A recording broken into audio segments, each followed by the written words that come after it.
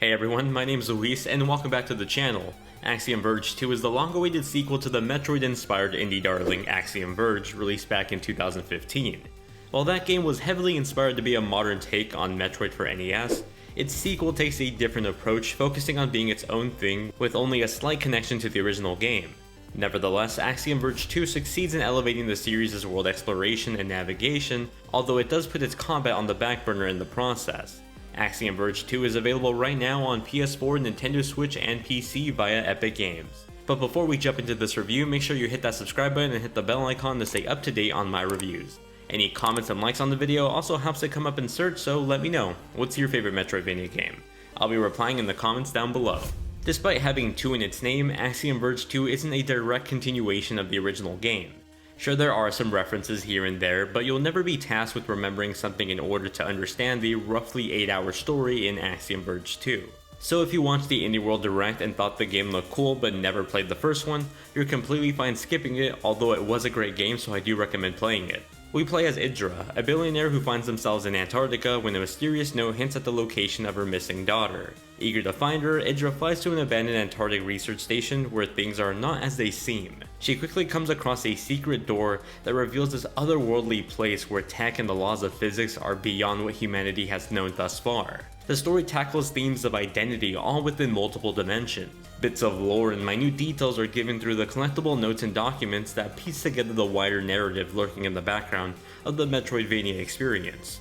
Those that vividly remember the first Axiom Verge are sure to have plenty of aha moments as they come across these documents, while those playing for the first time I don't think will struggle to have their own interpretation of the events as well. While I didn't completely fall in love with the story, I did think it did a great job as a backdrop for the gameplay that, no doubt, is the main attraction behind this game.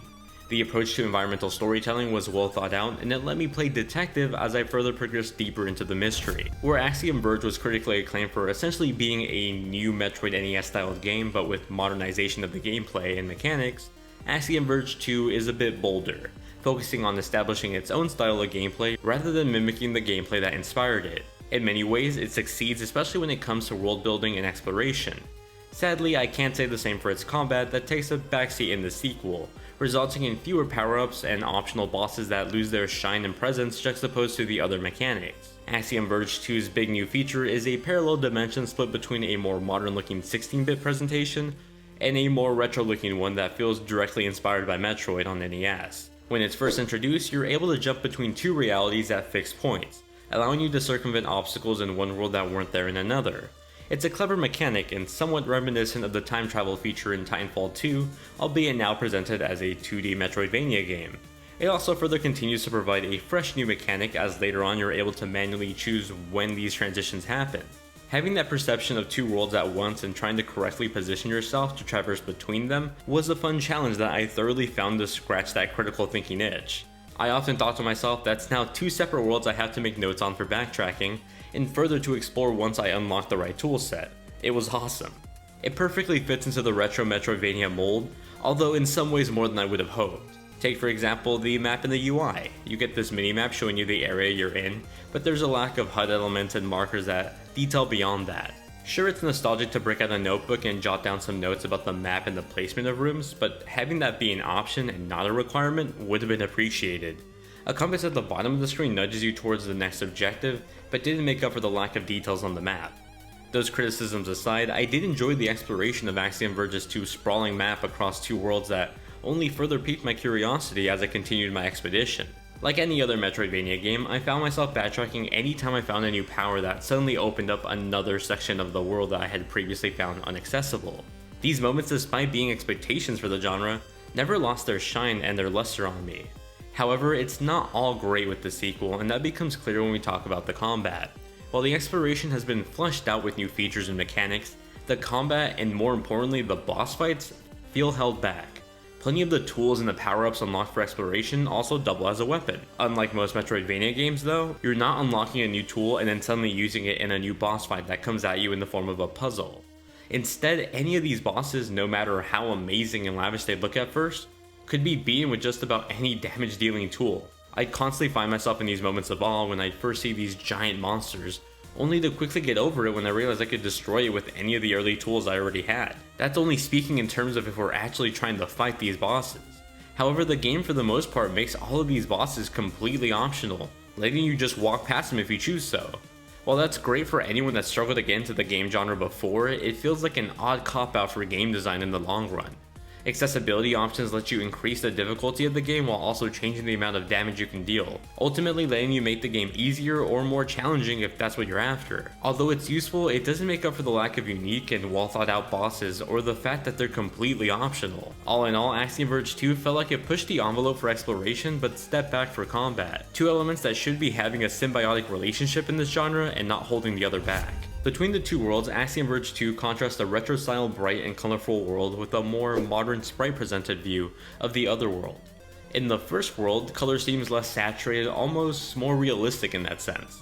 The design of these various locations look great, using multiple layers to evoke the sense of depth. Animation work is simple, but at a high frame rate that helps give motion to subtle features like breaking objects or the grass being slashed at. In other dimensions, things look a bit more simple, almost like a modern view of an NES Metroidvania game.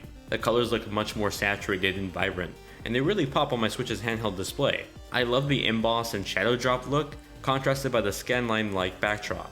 It's reminiscent of the NES Remix design style on the Wii U, and I was a huge fan of it, so to see it come back in this new retro-style game is awesome. While both are great in various ways, I found myself really loving the more retro-style look of the other dimension.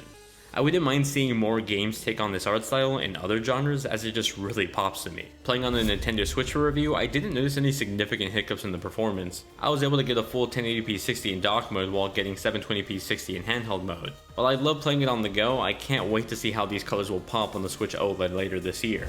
The original Axiom Verge featured this hypnotic-like music that layered a woman's voice over some slower-paced instrumentals.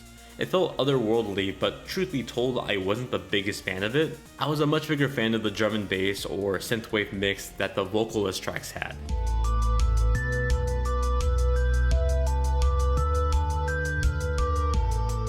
That's pretty much the same here with Axiom Verge 2. It features brand new tracks, and like the ones in the original game, it once again features an electric style with Mesa Kara lending her voice to the project.